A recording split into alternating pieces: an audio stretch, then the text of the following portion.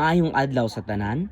Karon atong hisgutan kung unsaon pagkuha sa 95% confidence interval para sa population proportion gamit ang atong example sa SG-NHS Uniform Survey. So maoning atong problem.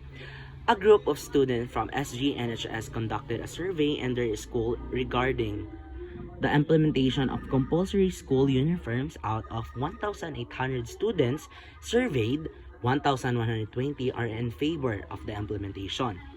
Find the 95% confidence interval for the population proportion. So, unang-una, atong sabton ang mga problema. So, naay 1,800 ka estudyante nga gi-survey og 1,120 kanila ang pabor sa compulsory school uniform. So, ang atong tumong karon kay mahibaw-an kung unsa kadako ang tinuod nga porsyento sa tanang estudyante nga pabor dili lang sa sample. So, describe the population parameter of interest. So, ang ato ang solution ani kay the parameter of interest is the mean population of all SG-NHS students who are in favor of compulsory school uniforms. So, mao ni ang main. Ang mga nipabor sa pagsuot og uniform. So unsay atong gipangita? Ang atong gipangita diri kay ang population proportion nga atong tawagon og P. So pasabot ani porsyento sa tanang estudyante sa SG-NHS nga pabor sa uniform nga akong giingon ganina. So specify the confidence interval criteria. So A, check the assumption. So by the CLT or the central limit theorem, the sample size is 1,800 students is normally distributed. So based ni sa ato ang problem. So B, determine that this statistic to be used to calculate the interval. So the test statistic is the P. So ako na nang gi-explain sa inyo kung unsa ang P.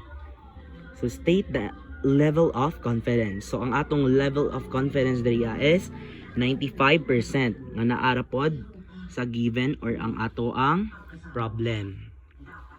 Okay, so ang atong alpha is 0.05. Gikan si Ja ang alpha sa 95% is 0.05 or 0.05. So ang confidence coefficient nato is Z sub A over 2 is equals to 1.96. So confidence level. Giingon sa problema nga 95% confidence level.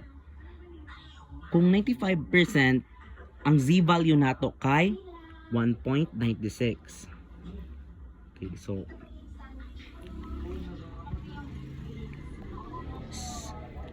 collect and present sample evidence.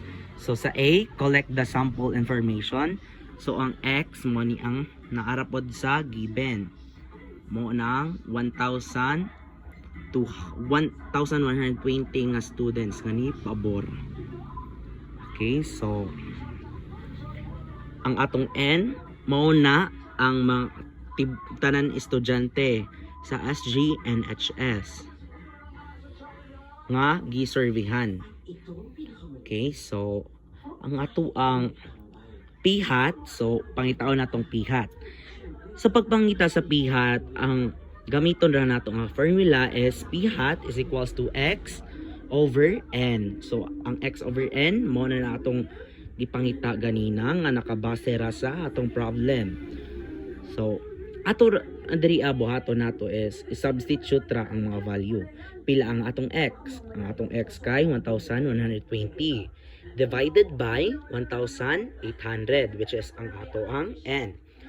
So ang answer ana is 0.6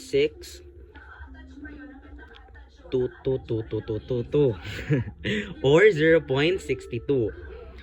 Okay, so number 4, compute the interval estimate.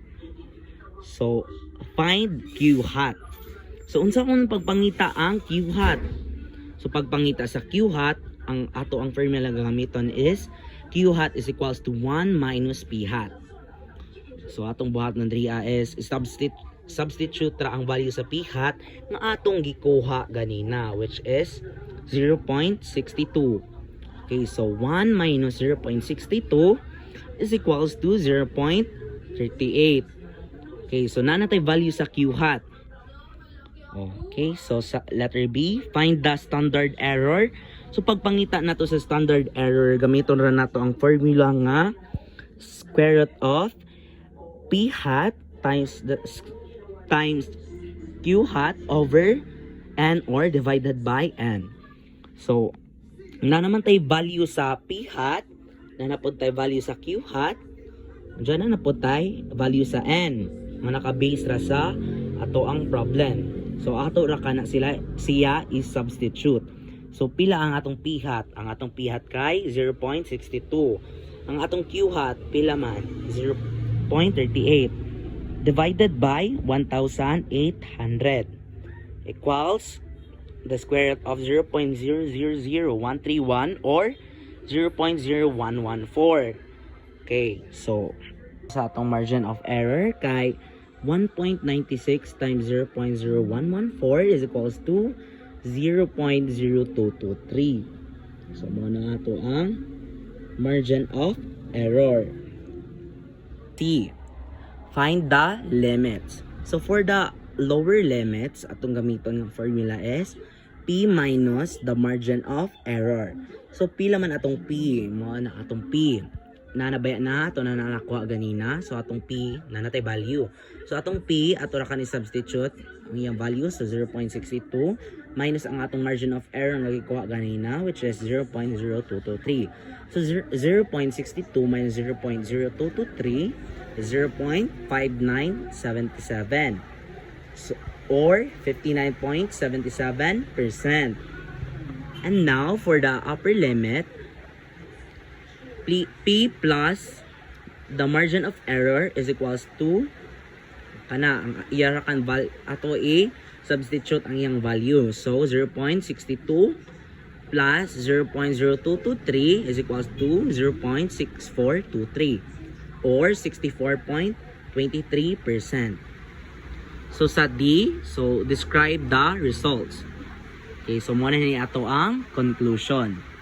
Thus, with the 95 confidence, we can state that the true proportion of SJ and HS students who are in favor or ang pabor sa pagcompulsory sa uniform kay lies between or naa sa 59.77% og 64.23%.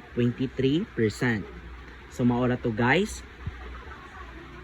Ug salamat sa pagtan-aw.